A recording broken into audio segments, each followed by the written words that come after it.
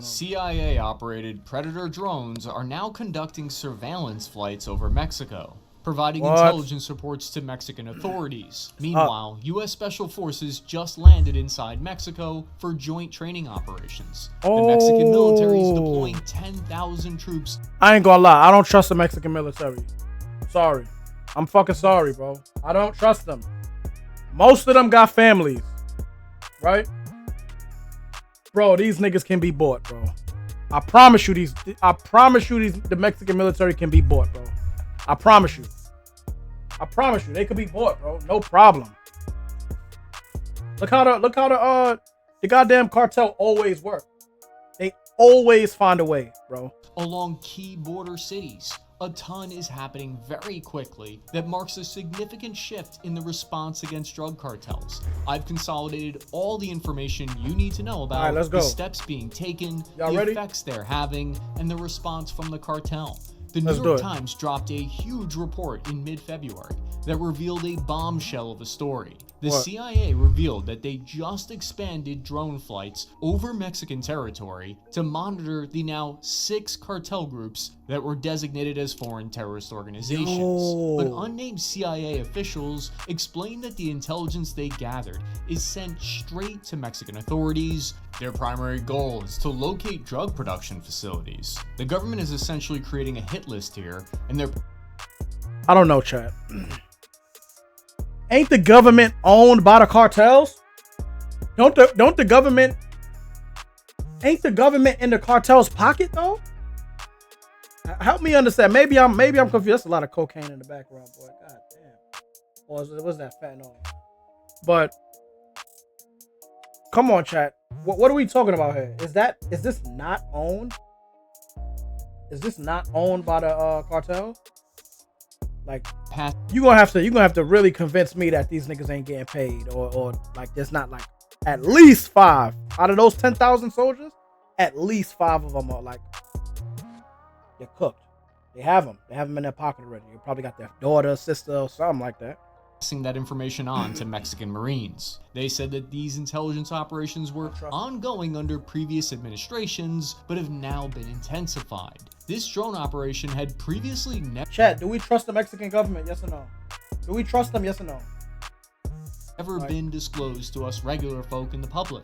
So while the drones primarily are your MQ-9 Reapers that are capable of carrying missile payloads, we know that these are currently being used exclusively for surveillance. I mean, at least that's what the CIA claims, and we know the CIA would never about something like that. The US government has also increased manned spy plane missions near the border from once a month to 18 times in just a 10-day period. And we're going to get into that more later. They running. It's not enough to just... Chat, they not playing, bro. You know how much it costs for one of those to get one of those deployed in the air, bro? Hundreds of thousands of dollars, bro. Probably a million, bro. To launch that shit, it costs a lot, bro. It costs a lot of money to launch that shit. Like, yo. Oh no. Creeping around with your multi-million-dollar eyes in the sky. Some U.S. troops are now officially south of the border inside Mexico. But first, I have some info for anyone who's ever been involved or injured.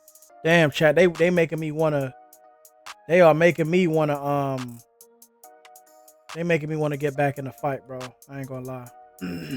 Morgan, what? No, I'm good. In mid-February, a team of 11 Green Berets deployed to a naval base inside Mexico. This was approved very publicly by the Mexican Senate Commission that signed off on allowing U.S. troops to enter. It's like with vampires, you have to allow them to enter. Now, what's this Special Forces detachment up to? Their official by-the-book, publicly stated role is to train Mexican naval special forces in unconventional warfare, counter-cartel operations. But I think there is a side quest that they've been given. They're not just there to go to the shooting range and then go slam some Modelos together afterwards, although it does sound like a good time. I wish I was invited. No, this is a major intelligence sharing opportunity. This is how human intelligence is passed along, because you can't always share information on cartel operations comfortably through your chain of command, especially if your captain's a goober and you don't trust him. These training missions are a two-way road. They're also there to discuss ways to limit the flow of American weapons trafficked into Mexico. Hold on, chat. This is all the families right now, chat. This all the families? All the like fucking cartel families or damn, wait, 1, 2, 3, 4, 5, 6, damn, 7. Damn. They got them deployed in 7 different areas in Mexico, bro. Shit, that shit might turn into a war zone. I ain't gonna lie. I was thinking about going to Tulum soon. I don't think we getting that. I don't think we getting that Tulum trip anytime soon, chat. I don't think we getting that Tulum trip anytime soon. You know what I'm saying? It's about to get turned. 250,000 weapons are smuggled from the US into Mexico annually, which means 70% of Mexico's weapons crimes are traced back to US weapons. A major change happened here as well, because after talks between the two leaders of the nations, for the first time, the US government will now work jointly with Mexico to help prevent the entry of these guns. Man, sometimes I feel like this is a codependent relationship we're looking at here. Mexico has the drugs, America's got the guns. It's a geopolitical match made in heaven. To me, this deployment of U.S. Special Forces indicates there's some level of cooperation still ongoing between the two nations. Yes, it's true that these kind of joint training missions between U.S. Special Forces and Mexican Special Forces are relatively routine, but what I think is different here is that the media has announced these very publicly, and there's been official Special Forces press releases. It looks like... Chat, do we trust training Mexican Special Forces? Like, do we trust that shit? Like, for real? Are we trusting that?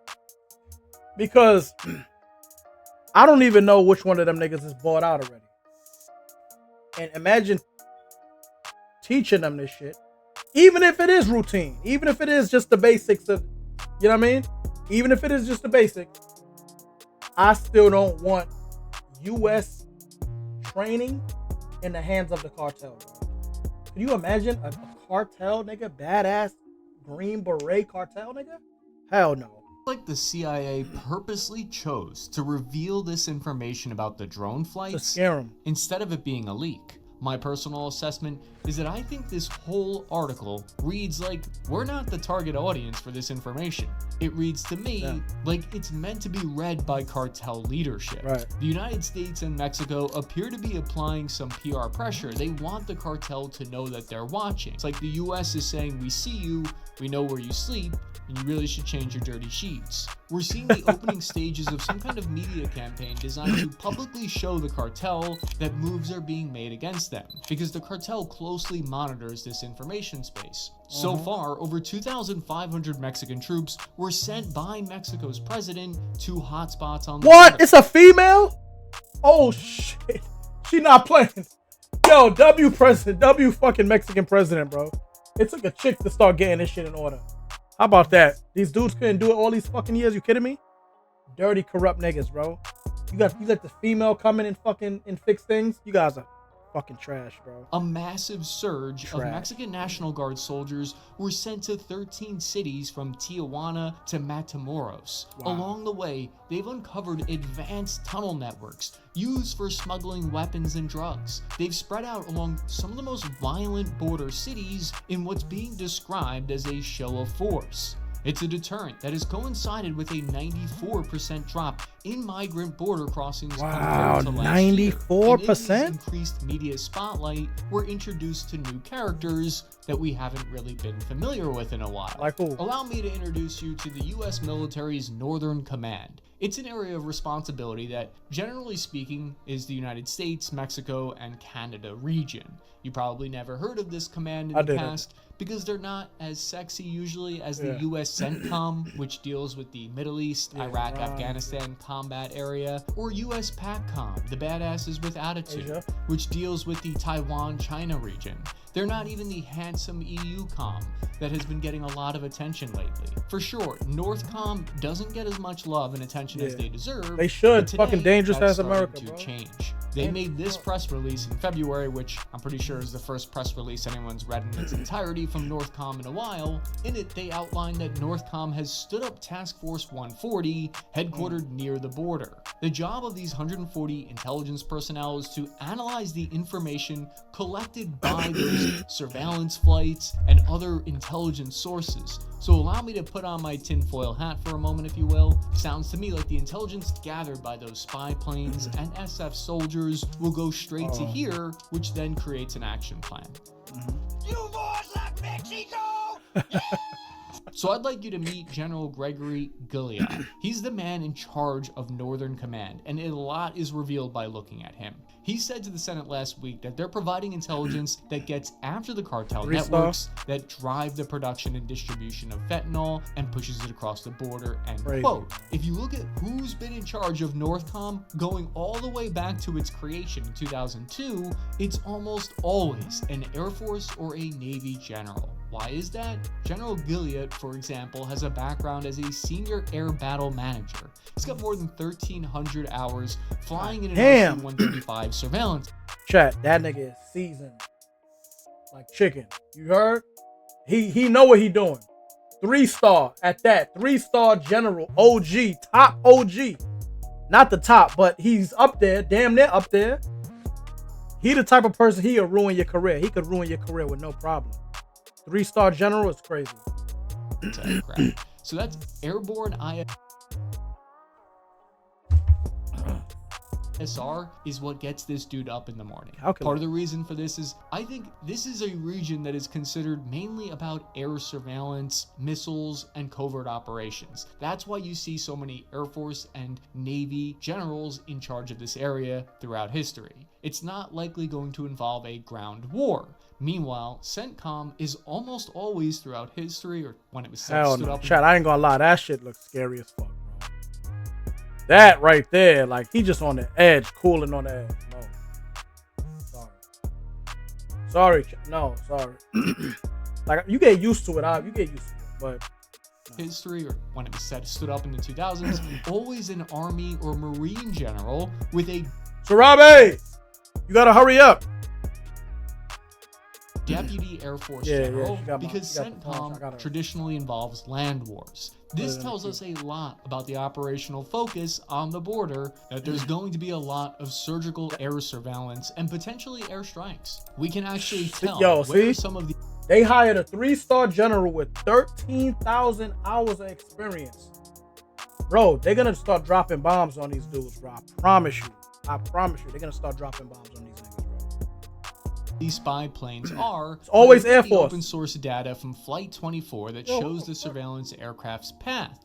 These planes are equipped with powerful radar systems and cameras that basically zoom in to see your nostril hair from sky. They can see everything.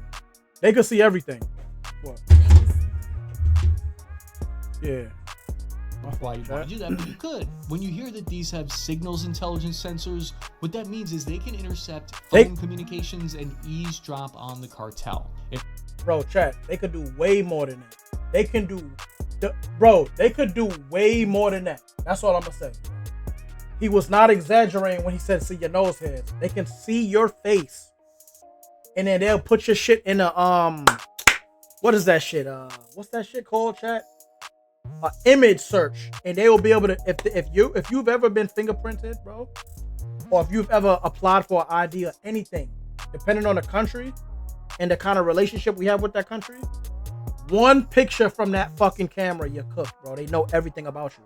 If the cartel's the kind of cabrones to communicate using emojis, then we'll know about it. These flights come packed with 30 linguists on board, intelligence specialists, and even code breakers. The RC-135 is like an intelligence vacuum. It sucks up all communications in the region like a hungry hippo. But maybe due to illegality, they've been careful to stay behind the 12 nautical miles from the Mexican coastline, basically sticking to designated international waters and keeping their transponders on, although there may be flights that didn't have their transponder on that we don't know about. What is most unusual about these flights is that the United States is now deploying the old-fashioned U-2 spy plane, which are now taking part in these missions. Bro, I've not seen that. From the 1950s cold. Bro, I was just getting ready to say, I have not seen that shit in forever.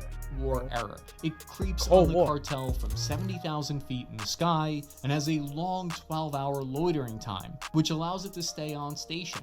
This is something that we've never seen before in this region. The upgraded U2S version uses a new sensor called the Vader Pod that has a synthetic aperture radar and multispectral imaging cameras. And here's what I mean. Take a look at this side-by-side comparison. We can see how the chemical plumes from a hidden drug lab stand out in the multispectral image that the U2 would see on the right compared to the purely visual image on the left. I know it might look like a Chat, they can see the fucking fumes from the drugs from 70,000 feet, bro. Yeah, bro, the cartel don't stand a chance. I'm telling you, they never seen this side of America. Middle East has, Japan has, well, not Japan, Asia has. Asia is aware. Asia's aware. Let's just say Asia's aware, right? Well, I'm not even trying to joke or nothing, but they have, bro. Bro, Middle East, Mexico's never seen this level of sophistication, bro. They are about to get wiped. Cause even now, chat, even now, Mexico, they have so much money that they can afford this stuff, but they don't have enough money to afford this stuff in an ongoing conflict war with America. I promise you, bro. They don't. They're gonna get wiped, squad wiped immediately. Red and blue blob of an image to us, but to the trained eye, it looks like a drug lab with a giant red bullseye on it. But unfortunately, over the decades, the cartel has gotten good at staying hidden from these kind of signals intelligence gathering by using crazy methods. To avoid but not by America. Not by America. They're not afraid of their Mexican government, bro. They're not. That's the only reason they get away with murder like this. They get away with like ridiculously huge mass production. Like, I'm still not convinced that the female president ain't got some type of stake in it. You understand what I'm saying? Avoid in the past and to stay off the grid while still using the grid, they built an entirely alternate grid. That's right, the drug cartels built their own cell phone networks, like some kind of bizarro Mint Mobile for sicarios. Their network runs across almost all of northern Mexico. This was first pioneered by the Los Zetas cartel, which themselves were founded by a group of former Mexican Special Forces soldiers who were themselves trained by U.S. Special Forces. Bro, what did I say? What did I say? Bro, what did I say, bro?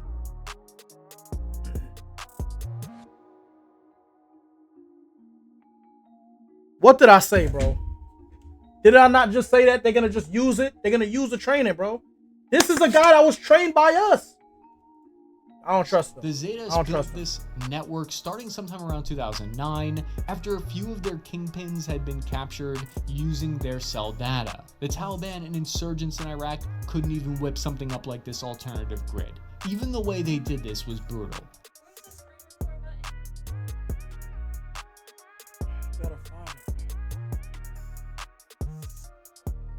Who messed up your phone?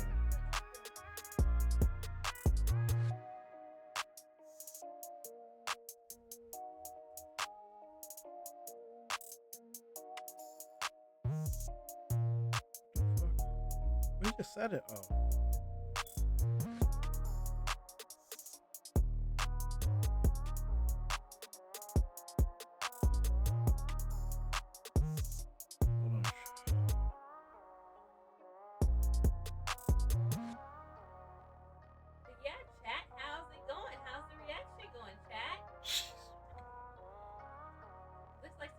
Stuff he got going here.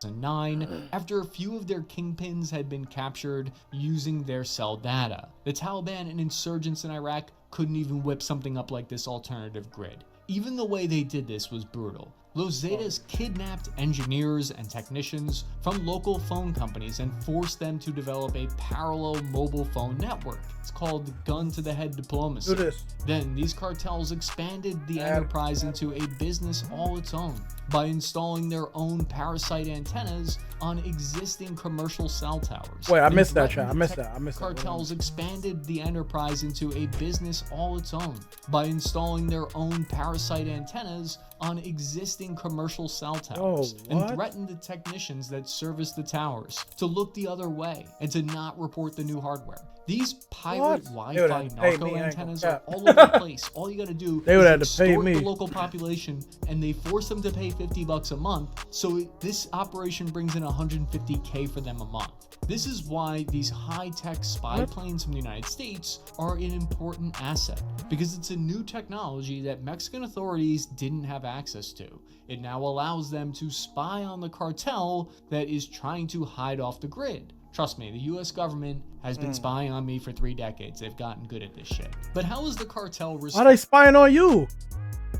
We're gonna have to research this. What they spying on him for? Increased efforts and the public moves. 2 rival narco gangs in northeastern Mexico, the Metros and the Scorpion Group, just agreed to pause their turf war with each other and to lay low. Cartel leadership has gone into hiding further inland from the border and Gulf Coast regions as a direct result of the surveillance overflights. These actions are forcing them to move, which in some cases is exactly what you want. But what if they tripping, bro? You supposed to, I'm taking your turf as soon as, I don't give a fuck who's here, America, whoever.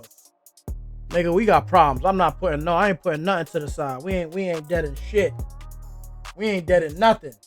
I'm taking your land. Once you go into hiding if you want. Go ahead. Go into hiding. Effects have these steps had so far? We can guesstimate because the human... These dudes are so dumb. They can't come to terms about a turf war and property and, I guess, land or whatever to sell their drugs. They're all fucking billionaires. Like, you understand what I'm saying? But they could do it now when America's on their ass. So y'all always had the ability to be adults and kind of work it out, right? But now, no, not before.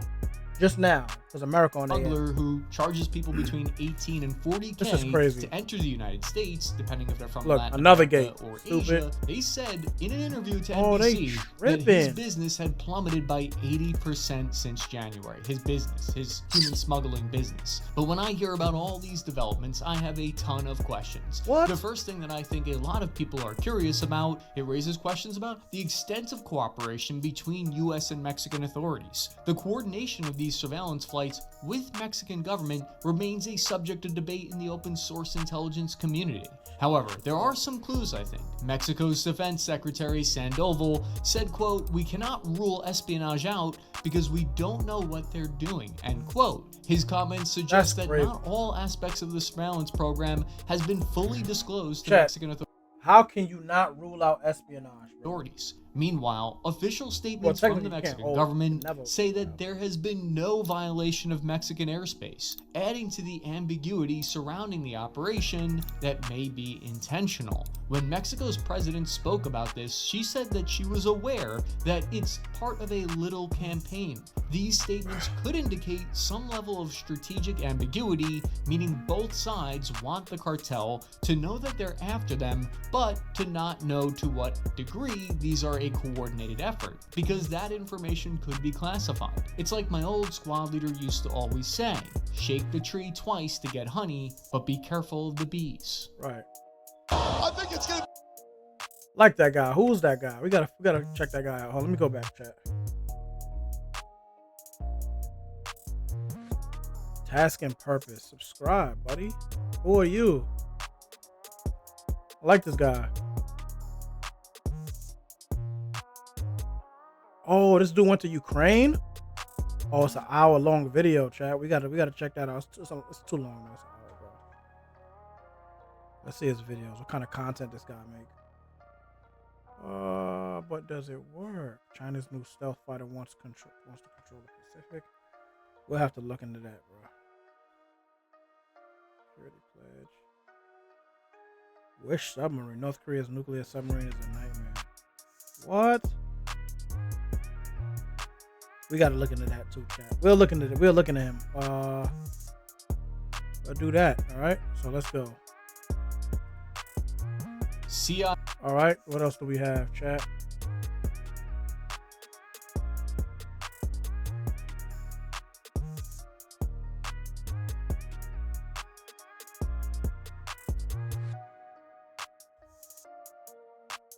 Horror movies, you have 0 chance at surviving. What? Let's see.